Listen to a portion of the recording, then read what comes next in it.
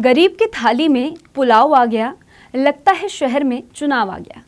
एक शायर की ये चंद लाइनें नेताओं के चुनावी वादों पर सटीक बैठती है। देश में चुनाव की हलचल के साथ ही नेताओं ने चुनावी रेवड़ी बांटना भी शुरू कर दिया है।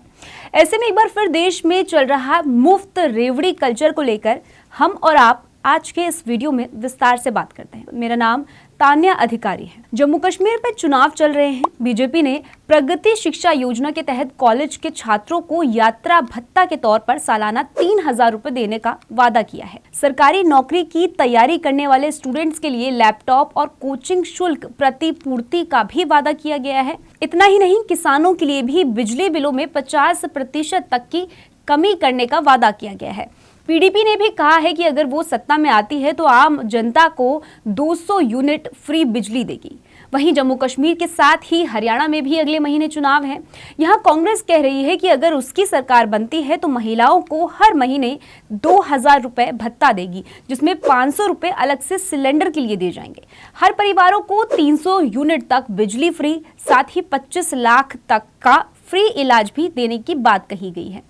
इतना ही नहीं, गरीबों के लिए 100 गज का प्लॉट और 3.5 लाख की लागत से 2 कमरों का घर देने का भी वादा किया जा रहा है। वहीं बीजेपी भी इस मामले में पीछे नहीं है। वो भी महिलाओं को लुभाने के लिए लाडो लक्ष्मी योजना के तहत हर महीने 2,100 रुपए देने की बात कर रही है। दिल्ली में तो आम आदमी पार्टी ने मतदाताओं को मुफ्त बिजली, पानी, बस यात्रा का वादा करके ही 2015 में विधानसभा चुनावों में जीत हासिल की थी। बेशक बीजेपी इसको लेकर आम आदमी पार्टी पर निशाना साधती है, वो खुद भी चुनावों के दौरान मुफ्त की रेवड़ी बांटने से पीछे नहीं हटती है। दरअसल भारत में राजनीतिक पार्टियां वोटरों को रिझाने के लिए मुफ्त की योजनाओं या यूं कहें कि फ्रीबीज का ऐलान करती रहती है।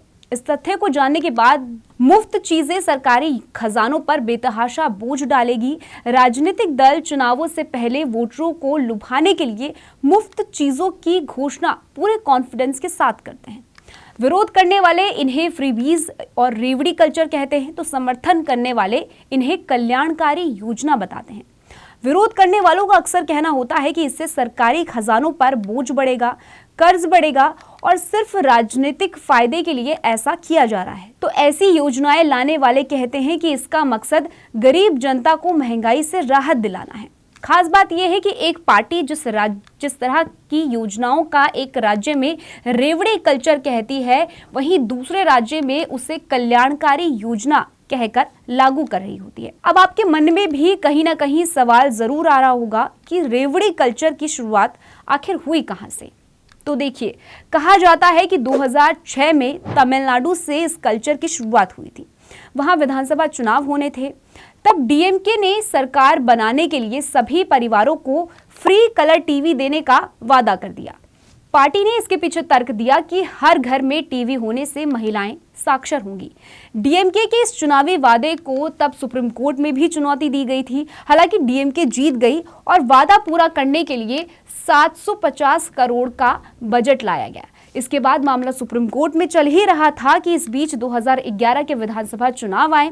विपक्षी अन्ना द्रमुक ने टीवी के जवाब में mixer grinder, electronic fan, laptop, computer, सोने की थाली जैसे लुभाऊ चीजें बांटने का वादा कर दिया। इतना ही नहीं, शादी होने के पर महिलाओं को 50,000 और राशन कार्ड धारकों को 20 किलो चावल देने का वादा भी किया गया। इसके बाद क्या था, चुनाव आए तो अन्ना द्रमुक भी सरकार बनाने में कामयाब हो गई। इसके बाद आता है साल 2013। सुप्रीम कोर्ट ने 2006 के चुनावी वादों पर अपना फैसला दिया।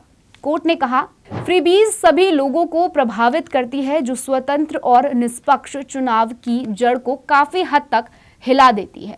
सुप्रीम कोर्ट ने चुनाव आयोग को भी आदेश दिया कि वो सभी राजनीतिक पार्टियों से सलाह मशवरा कर एक आचार संहिता बनाए। इसके बाद 2015 में चुनाव आयोग ने राजनीतिक पार्टियों और उम्मीदवारों के लिए आचार संहिता जारी भी की, लेकिन उसके बावजूद चुनावों में फ्रीबीज का ऐलान होता ही रहा, जो आज तक होता आ रहा है। फ्रीबीज का असर क्या होता है, ये समझिए। देखिए, राजनीतिक पार्टियां चुनाव जीतने के लिए बड़ी बड़ी वादों की बौछार तो कर देती है, लेकिन इसका बोझ सरकारी खजानों पर भी पड़ता है। सुप्रीम कोर्ट ने भी कहा है कि टैक्सपेयर के पैसों का इस्तेमाल कर बांटी जा रही फ्रीबीज सरकार को दिवालियेपन की ओर धकेल सकती हैं। इतना ही नहीं, पिछले साल आरबीआई की एक रिपोर्ट भी आई थी। इसमें कहा गया था कि राज्य सरकारें मुफ्त की योजनाओं पर जमकर खर्च कर रही है, जिससे कि वो कर्ज के जाल में फंसती जा रही है। State finance a risk analysis नाम से आई आरबीआई की इस रिपोर्ट में उन 5 राज्यों के नाम दिए गए जिनकी स्थिति बिगड़ती जा रही है। इसमें पंजाब, राजस्थान, बिहार, केरल और पश्चिम बंगाल जैसे राज्यों के नाम शामिल थे। रिपोर्ट में कहा गया कि अब राज्य सरकारें सब्सिडी देने की बजाय जनता को मुफ्त ही चीजें दे रही हैं। ये भी कहा गया कि सरकारें ऐसी जगह पैसा खर्च कर रही है जहां से उन्हें कोई कमाई नहीं हो रही है। फ्री बिजली, फ्री पानी, फ्री यात्रा, बिल माफी और कर्ज माफी, ये सभी फ्रीबीज हैं जिस पर सरकारें खर्च कर रही हैं। अब आप सोच रहे होंगे कि आखिर ये रेवड़ी कल्चर राज्यों को कर्जदार बना कैसे रहा है, तो इन्हें 2 आंकड़ों से समझिए। पहला कि 5 साल में राज्य सरकारों का सब्सिडी पर खर्च 60% से ज्यादा बढ़ गया है, और दूसरा कि 5 साल में ही राज्य सरकारों पर कर्ज भी लगभग 60% तक बढ़ गया है। आरबीआई के मुताबिक 2018-19 में सभी राज्य सरकारों ने सब्सिडी पर 1,87,000 करोड़ रुपए खर्च किए थे।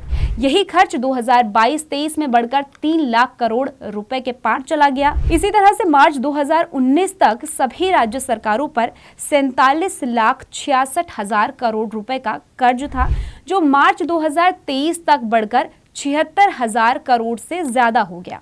सिंपल सा गणित है, कमाई कम है और खर्चा ज्यादा है, तो इस खर्च को पूरा करने के लिए कर्ज लेना होगा।